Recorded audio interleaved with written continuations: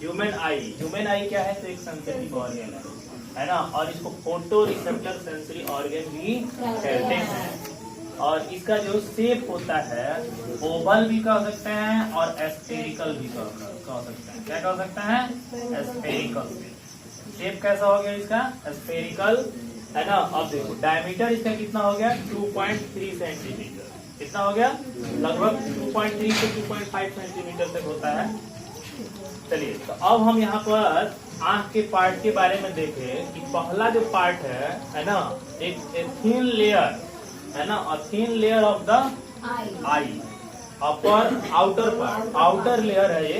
एक thin layer आंख का एक आउटर लेयर होता है जो व्हाइट पार्ट के जस्ट ऊपर होता है, एक कवर होता है। इसका नाम क्या होता है? कर्निया। क्या नाम होता है? कर्निया। और इसका फंक्शन क्या है कि लाइट के रिफ्लेक्शन में हेल्प करता है। बहुत ज्यादा लाइट जब आंख के पास आएगा ना तो इसको रिफ्लेक्ट करेगा। समझ में? और क्या होता है? एक होता है iris. Iris is the colourful part of the eye. और इसका काम क्या होता है कि लाइट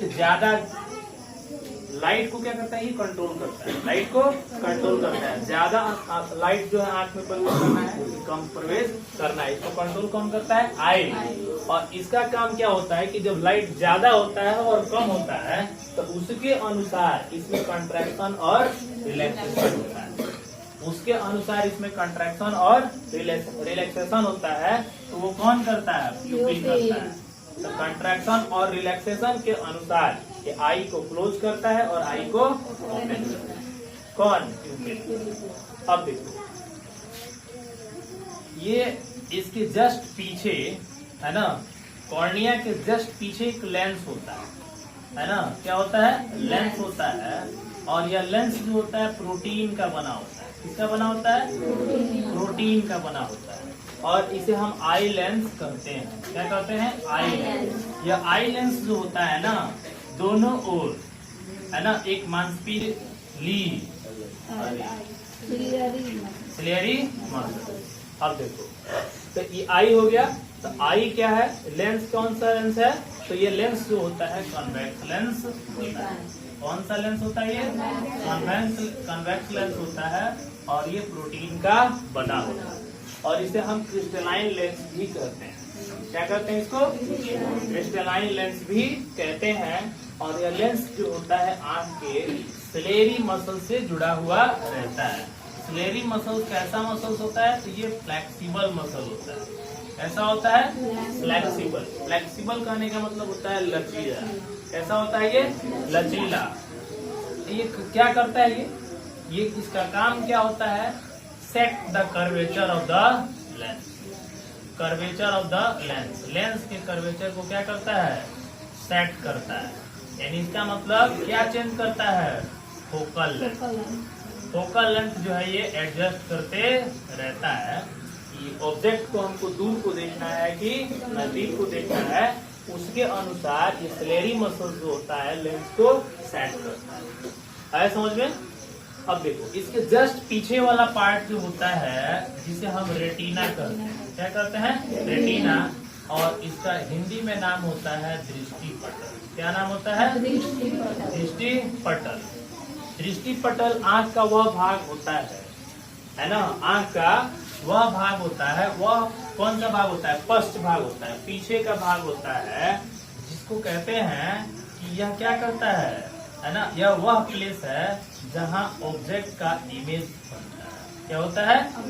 ऑब्जेक्ट का इमेज बनता है ना। ऑब्जेक्ट का क्या बनता है? इमेज बनता है। कहाँ बनता है वो? रेटिना पर बनता है। रेटिना आंख का वह भाग होता है जहाँ किसी वस्तु का प्रकाश जो है वहाँ पर बनता है ना।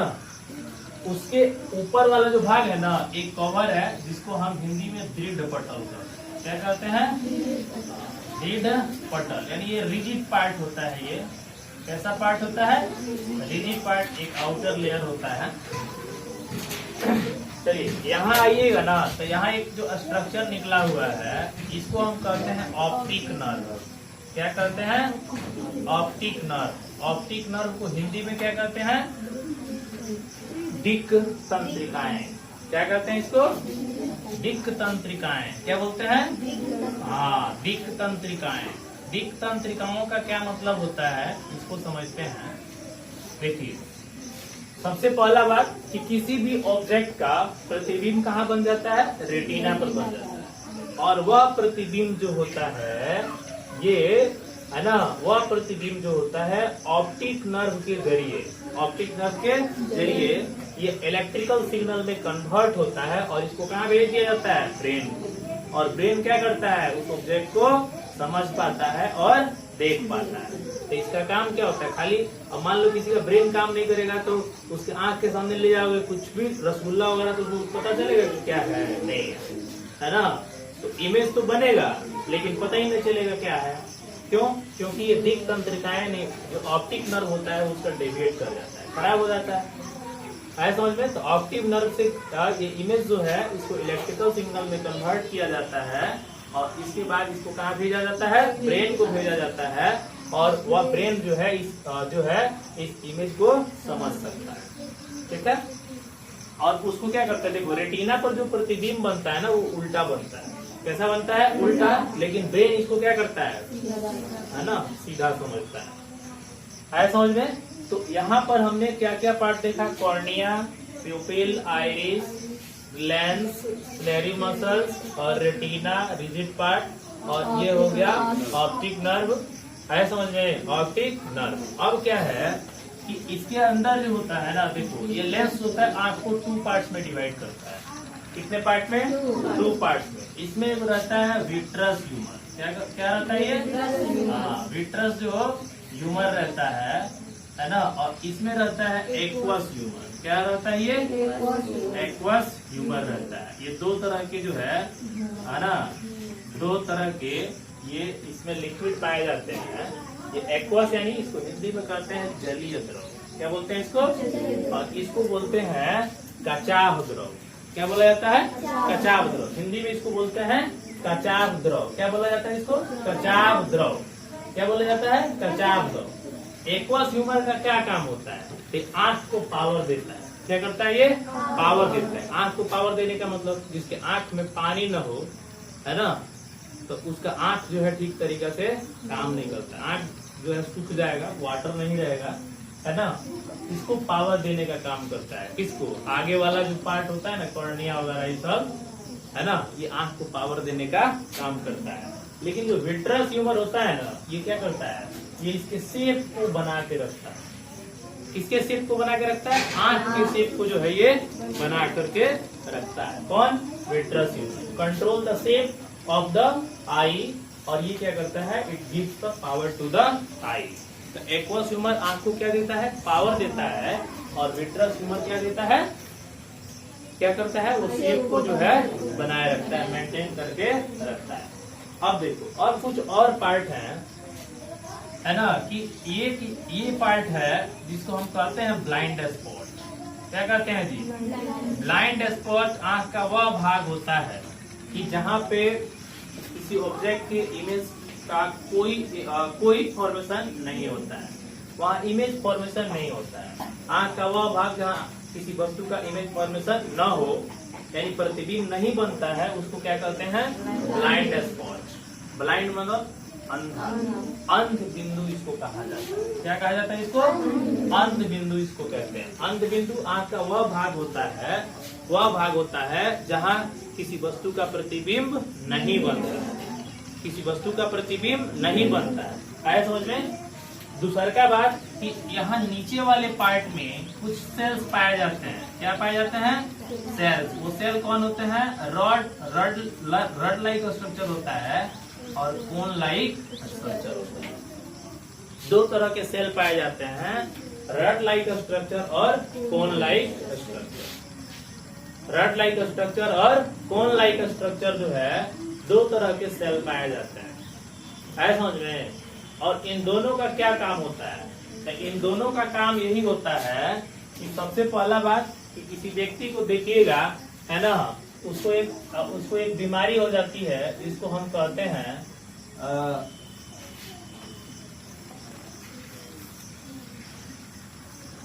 Colour blindness. क्या कहते हैं जी? कलर ब्लाइंडनेस क्या होता है? है ना। कलर ब्लाइंडनेस का मतलब होता है कि वह बीमारी है जिससे वह क्या करता है, किसी कलर को पहचानने में उसको बहुत दिक्कत होती है। आंख एकदम ठीक ठाक रहेगा, सब कुछ बढ़िया से देखेगा, है ना, लेकिन वो जो है कलर को पहचानने में थोड़ा सा उसको प्रॉब्लम हो जाता है। तो कलर ब्लाइंडनेस ये भी आंख का एक प्रकार का डिजीज होता है ना।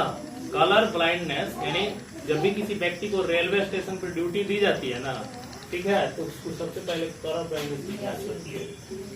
इसलिए जांच होती है कि सिग्नल में उसका ड्यूटी लग गया ना, तो फिर रेड को जो है वो येलो कर देगा, तो हो गया, है ना। तो इसलिए जो है कलर ब्लाइंडनेस का टेस्ट जो है बड़ा जरूरी होता है। दूसरा बात देखिएगा कि हम किसी भी ऑब्जेक्ट का शेप देख सकते हैं। शेप गोल है या रेक्टेंगुलर है या सर्कुलर है, उसको हम देख पाते हैं, है ना। तो कहने का मतलब ये है कि किसी भी ऑब्जेक्ट का सही शेप देख पाना, कलर देख पाना, ये सब दो तरह के सेल हमारे आंख में पाए जाते हैं जो रॉड और कोन सेल्स कहलाते हैं, और इसी से यह पॉसिबल हो पाता है समझ में। कौन कौन? रॉड और कोन सेल्स। ये तरह की कोशिकाएं होती हैं, छड़ कोशिकाएं, और इसको शंकु कोशिकाएं भी कहते हैं। तो छड़ कोशिकाएं और शंकु कोशिकाएं ये दोनों किसी ऑब्जेक्ट का सही शेप और उसका कलर देखने में जो है अहम रोल निभाती है। आए समझ में? तो आंख के इस पार्ट को हमने समझा, ठीक है।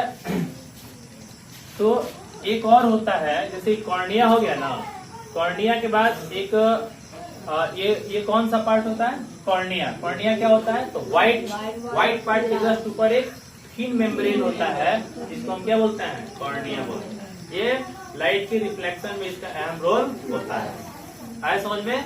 और जो व्हाइट पार्ट होता है ना, जैसे मान लो कि इसके नीचे का जो व्हाइट पार्ट होता है, उसको हम व्हाइट, है ना, उसको हम श्वेत पटल कहते हैं। क्या कहते हैं? श्वेत पटल। व्हाइट पार्ट जो होता है उसको क्या बोलते हैं? श्वेत पटल उसको कहा जाता है। क्या कहते हैं उसको? श्वेत पटल। एक श्वेत पटल का एक नाम दे सकते हैं एस्क्लेरा। क्या कह सकते हैं? हाँ, एस्क्लेरा भी उसको कह सकते हैं। श्वेत पटल व्हाइट जो पार्ट होता है, और उस व्हाइट पार्ट के ऊपर ही लेयर होता है कॉर्निया। है समझ में? तो कॉर्निया कहाँ होता है? पहले श्वेत पटल, उसके ऊपर कॉर्निया, और इस श्वेत पटल के बीच में कलरफुल पार्ट होता है, इसको कहते हैं आइरिस। की कंट्रोल क्या करता है? कंट्रोल करता है लाइट। कंट्रोल क्या किसको करता है? लाइट को कंट्रोल करता है। जितनी प्यूपिल को लाइट की जरूरत होती है उतना ही ये क्या करता है? सेंड करता है समझ में? और लाइट के अकॉर्डिंग जो है, ये जो है इनके अंदर क्या होता है? सिकुड़ाव और फैलाव होता है। प्यूपिल कौन है? वो प्यूपिल। प्यूपिल को हिंदी में कहते हैं पुतली। क्या कहते हैं? पुतली कहते हैं, है ना। और ये पुतली क्या करता है? यही पुतली जो है ओपन करता है आई को और क्लोज करता है। खूब ज्यादा जब लाइट प्रवेश कर जाएगा ना, तो फिर ये क्या होगा? क्लोज हो जाएगा। उसके बाद से मतलब ये ज्यादातर जो है डिम लाइट इसको चाहिए होता है। कितना? Dim light. ज्यादा लाइट पड़ जाएगा ना, तो फिर ये जो है देखने में सक्षम नहीं होगा। ऐसा समझ में? ठीक है, ये डिम लाइट को ज्यादा काम करता है। क्लियर हो गया इतना? और उसके बाद से ये हमने लेंस देखा, क्रिस्टलाइन लेंस, जो प्रोटीन का बना होता है। और ये कौन सा लेंस होता है? कॉन्वेक्स लेंस, और इसे क्रिस्टलाइन लेंस भी कहते हैं। क्लियर हो गया? और लेंस के जस्ट पीछे वाला पार्ट जो है रेटिना कहलाता है, और रेटिना आंख का वह पार्ट होता है जहाँ किसी ऑब्जेक्ट का इमेज बनता है। ठीक है। और इसके नीचे हमने देखा ऑप्टिक नर्व। ऑप्टिक नर्व वह भाग होता है जो सीधे ब्रेन से कनेक्शन होता है इसका। यहाँ जो इमेज बनता है उसका इलेक्ट्रिकल सिग्नल में वो कन्वर्ट करता है और उसको ब्रेन को पहुंचाता है, और ब्रेन उसको जो है सही समझ करके और उसको सीधा बना करके दिखाता है। उसके जस्ट नीचे वाला पार्ट है ब्लाइंड स्पॉट। ब्लाइंड स्पॉट आंख का वह पार्ट होता है जहाँ इमेज का फॉर्मेशन नहीं होता है, और उसके जस्ट वहां पर जो है कुछ रॉड और कोन सेल्स पाए जाते हैं इस नीचे वाले पार्ट में, जिसकी वजह से ऑब्जेक्ट को क्या देख पाते हैं? कलरफुल और सही से जो है देख पाते हैं। और दो तरह का हमको लिक्विड मिला। एक लिक्विड जो है कहाँ भरा रहता है? आई लेंस और रेटिना के बीच में, जिसको हम कहते हैं विट्रस ह्यूमर। और एक लेंस होता है जो लिक्विड होता है जो कॉर्निया और लेंस के बीच में भरा होता है, इसको हम कहते हैं एक्वस ह्यूमर। और ये क्या, इसका काम क्या होता है, it gives the power to the eye. आंख को ये क्या करता है, पावर देता है। आए समझ में? तो आज हम लोगों ने सीखा कि आंख के कौन कौन से भाग होते हैं और उनका क्या फंक्शन है, और उनका क्या फंक्शन है, इस चीज को हमने देखा। ठीक है, तो यहाँ तक आपको क्लियर रहेगा कि कौन कौन सा पार्ट होता है, और दूसरा कि उनका फंक्शन क्या है। तो सबसे पहला आपका प्रश्न यही रहेगा, है ना, ड्रॉ द लेवल डायग्राम ऑफ द आई, है ना, and write all its parts and their function. ऐसे में इसके सभी भागों का नाम लिखें और उनके काम भी लिखें। ये पहला क्वेश्चन रहेगा। यहाँ तक कोई दिक्कत? ठीक है,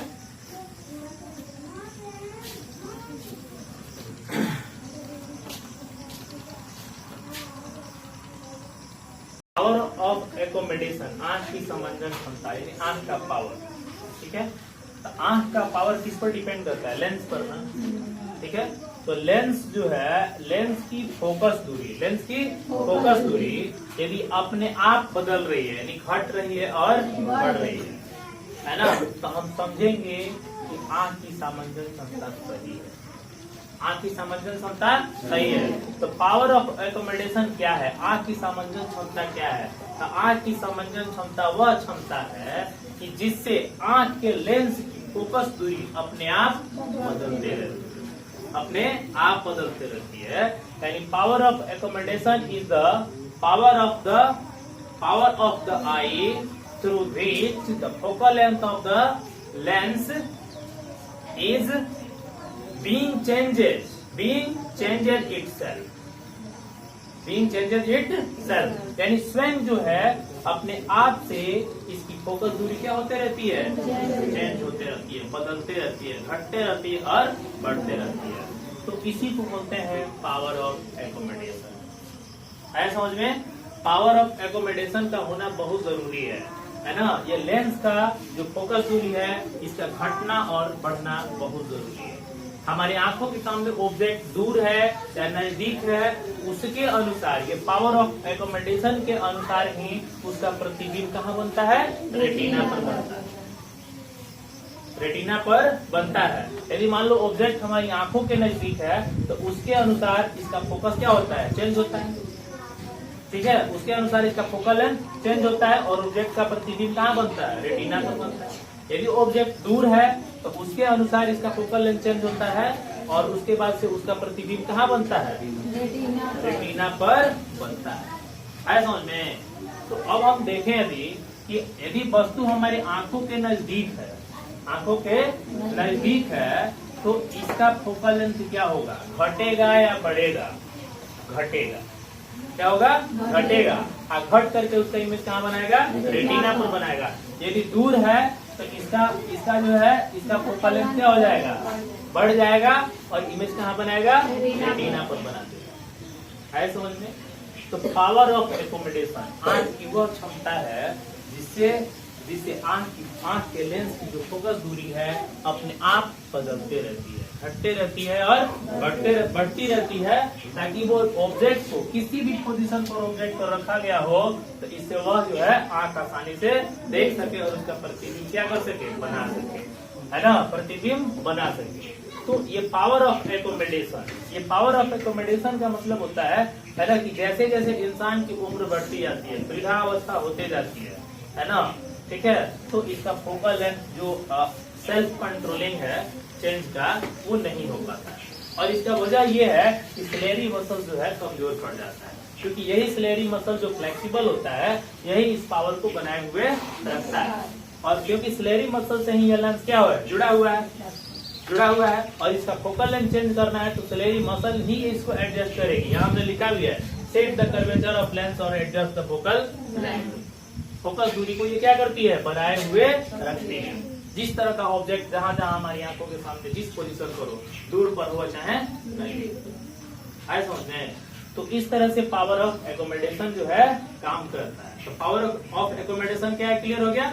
पावर ऑफ एकोमोडेशन यानी आंख की सामंजस्य क्षमता वह क्षमता है जिससे आंख के लेंस की फोकस दूरी अपने आप बदलते रहती है, है ना। ठीक है, आंख की सामंजन क्षमता। अब पूछा जाए कि आंख की सामंजन क्षमता यानी जैसे हम लोग पढ़ रहे थे लेंस का पावर, लेंस का पावर जो है लेंस का कितना होता है। ठीक है, तो पावर जो है लेंस का कहते हैं, जैसे हमने कल बताया था कि ऑब्जेक्ट को हम अपनी आंखों के सामने नॉर्मल आई से हम देख सकते हैं, वो उसका मिनिमम जो दूरी होना चाहिए वो कितना होना चाहिए, हाँ लिस्ट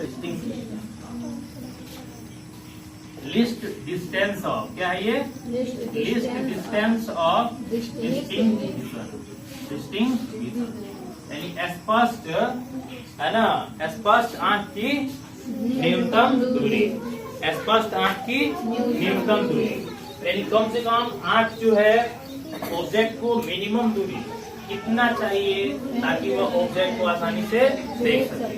तो कम से कम जो है उसको जो है हमको कहाँ कितना दूरी पर रखना होगा, 25 सेंटीमीटर। कितना पर, 25 centimetre. List distance of distinct vision कितना होता है, आई का 25 सेंटीमीटर होता है। यदि आप पावर इसका निकालिएगा ना, तो पावर यदि इसको फोकल लेंथ, इसको यदि मान है ना, तो फोकल लेंथ इसका पावर निकल के आएगा कितना, ये कितना हो गया, 25 सेंटीमीटर है ना, तो 1/25 पावर निकालना है ना, तो 1/2 यानी आ जाएगा 100/25 यानी +4D, 4 डायोप्टर का होता है, 4 डायोप्टर, 4 डायोप्टर, है ना। तो list distance of distinct vision आंख का कितना होता है, 25 सेंटीमीटर होता है, यानी यह जो है यह मिनिमम फोकल लेंथ है, समझ में, मिनिमम फोकल लेंथ है। इस पर ऑब्जेक्ट को क्लियर रूप से देखा जा सकता है, और उस पर पावर हमारा कितना बनना चाहिए, 4D प्लस 4D बनना चाहिए। प्लस क्यों है, क्योंकि लेंस का फोकस क्या होता है, पॉजिटिव होता है, कॉन्वेक्स लेंस का फोकस पॉजिटिव होता है, इसलिए इसका पावर भी क्या होना चाहिए, पॉजिटिव होना चाहिए, है समझ में, पॉजिटिव होना चाहिए। तो आंख की सामंजन क्षमता के लिए मतलब यदि स्पष्ट दूरी हमको देखना है, स्पष्ट दूरी यदि हम स्पष्ट जो है हमको आंख को देखना है, तो मिनिमम डिस्टेंस वह कौन सा है जिसको ऑब्जेक्ट हो, वो कितना होना चाहिए, 25 सेंटीमीटर, और उस समय उसका मिनिमम पावर कितना होना चाहिए, 4D के बराबर होना चाहिए, तभी ऑब्जेक्ट को आंख जो है सही से देख पाए, समझ में। तो क्या है, list distance of distinct vision, स्पष्ट दृष्टि की न्यूनतम दूरी, स्पष्ट दृष्टि की न्यूनतम दूरी कितनी होती है, स्पष्ट दृष्टि की न्यूनतम दूरी कितना होता है, 25 सेंटीमीटर होता है। अब 25 सेंटीमीटर पर इसका पावर कितना निकल के आएगा, समझ में। तो ये पता चला कैसे ये इफेक्ट होता है। तो इंसान की जैसे जैसे उम्र बढ़ती है, बुढ़ापा आता है, तो उस वक्त जो है लेंस का एडजस्टमेंट जो है ठीक से नहीं हो पाता है, तो पावर ऑफ एकोमोडेशन उसकी धीरे धीरे क्या हो जाती है, घटती जाती है, समझ में। दूसर का एक मोतिया बिंदु होता है, जिसको अंग्रेजी में कैटरैक्ट बोलते हैं। क्या बोलते हैं, कैटरैक्ट। कौन सा रोग होता है, मोतिया बिंदु, है ना। मोतिया बिंदु एक ऐसी बीमारी होती है कि जिससे जो होता है ना आंख का जो लेंस होता है वो दूधिया हो जाता है, मिल्की हो जाता है, और मिल्की हो जाता है तो वो उसको धुंधला दिखाई देता है, स्पष्ट दिखाई नहीं देता है, क्लाउडी उसको दिखाई देता है ना। और जब क्लाउडी दिखाई देता है तो ऐसे बीमारी को हम क्या बोलते हैं, मोतिया बिंदु, है ना। मोतिया बिंदु इसको कहा जाता है। कैटरैक्ट कौन सा रोग होता है, कैटरैक्ट। अब कहने का मतलब पूछा जाए कि कैटरैक्ट में कौन सा आंख का कौन सा भाग प्रभावित होता है, लेंस। तो लेंस क्या हो जाता है, इसमें क्लाउडी हो जाता है, मिल्की हो जाता है, क्लाउडी और मिल्की हो जाता है, जिसकी वजह से उसको क्या दिखाई देता है, धुंधला। यानी लेंस मिल्की हो जाता है जिसकी वजह से उसको क्लाउडी दिखाई देता है, धुंधला दिखाई देता है। और ऐसी बीमारी क्या कहलाती है, और इसका एक ही उपाय है, शल्य चिकित्सा। शल्य चिकित्सा मतलब कि उसका जो है ऑपरेशन से ही उसको ठीक किया जा सकता है, ऑपरेशन से ही उसको ठीक किया जा सकता है। ऑपरेशन ही इसका एक जो है मुख्य उपाय है, मोतिया बिंदु। देखिएगा बहुत लोग मोतियाबिंद का ऑपरेशन कराने के लिए नेपाल जाते हैं, है ना। नेपाल में अच्छे अच्छे डॉक्टर हैं, है ना। ज्यादातर मोतियाबिंद का ऑपरेशन लोग, किसी का भी आंख बनेगा तो देखना ज्यादातर नेपाल का नाम है ना। तो कैटरेक्ट क्या है, एक ऐसी बीमारी है जिससे इंसान को धुंधला दिखाई देता है। इसमें होता क्या है कि उसका लेंस प्रभावित हो जाता है, आई लेंस होता है ना वो प्रभावित हो जाता है, यानी वो मिल्की हो जाता है और इसी वजह से उसको धुंधला दिखाई देता है। मोतियाबिंद क्या है, पावर ऑफ एकोमोडेशन क्या है। अगला क्वेश्चन लिख लीजिए, आंख की सामंजन क्षमता से आप क्या समझते हैं।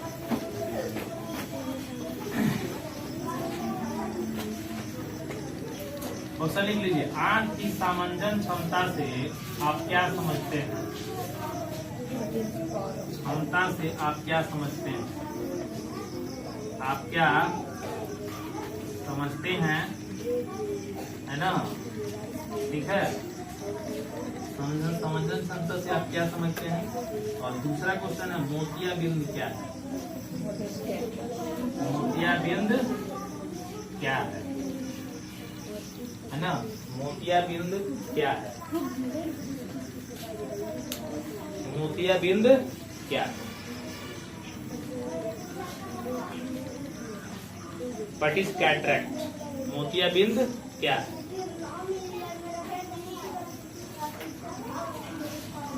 मोतियाबिंद क्या है। 2 क्वेश्चन आपको करके ले आना है। इसमें आप क्या लिखिएगा, क्लियर हो गया ना। इससे पहला डिफिनेशन लिखिएगा और दूसरा का इसका स्पर्श दृष्टि की न्यूनतम दूरी लिखिएगा, उसका पावर लिखिएगा और चौथा ये इफेक्ट कैसे होता है। तो वृद्धि बुढ़ापा के वजह से ये प्रभावित होता है, ठीक है। और उसके बाद से मोतियाबिंद को डिफाइन करिए। आया समझ में, इतना काम हो गया। हाँ जी, अब हम लोग कल पढ़ेंगे डिफेक्ट इन द आई, आंख में दोष।